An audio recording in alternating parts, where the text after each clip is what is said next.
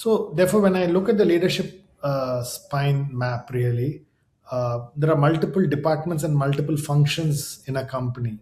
And some parts of those functions, the spine is probably not robust, Mm-hmm. they're not strong enough.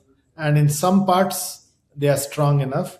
But organizationally, maybe the spine is a little weak, but certain spines in the functions and department might be strong. Then how do you really bring them together? So I'm a company, I really look at the leadership spine map. I see that two divisions or two departments have a strong spine map, but two departments don't have a spine map. So then how do you really solve that problem?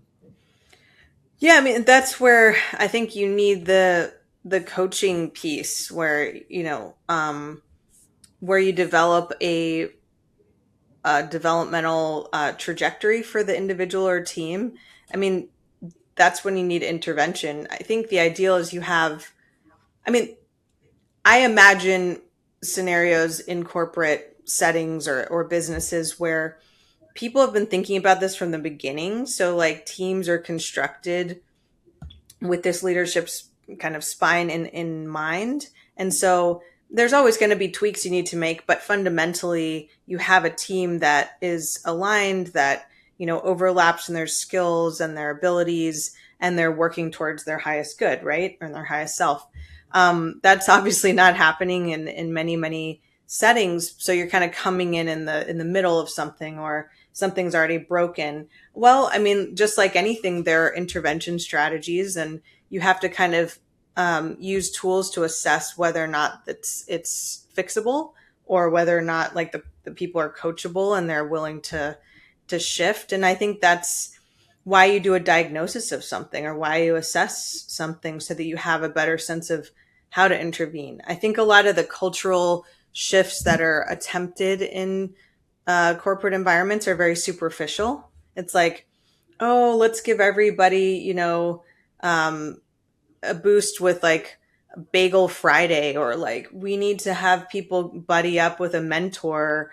And it's fine. I mean, it's good that people have at least something to generate culture. And I'm not denigrating. Some companies are very sophisticated with this, but for the most part, I don't think we're getting underneath Hmm. enough. I don't think we're going under the iceberg.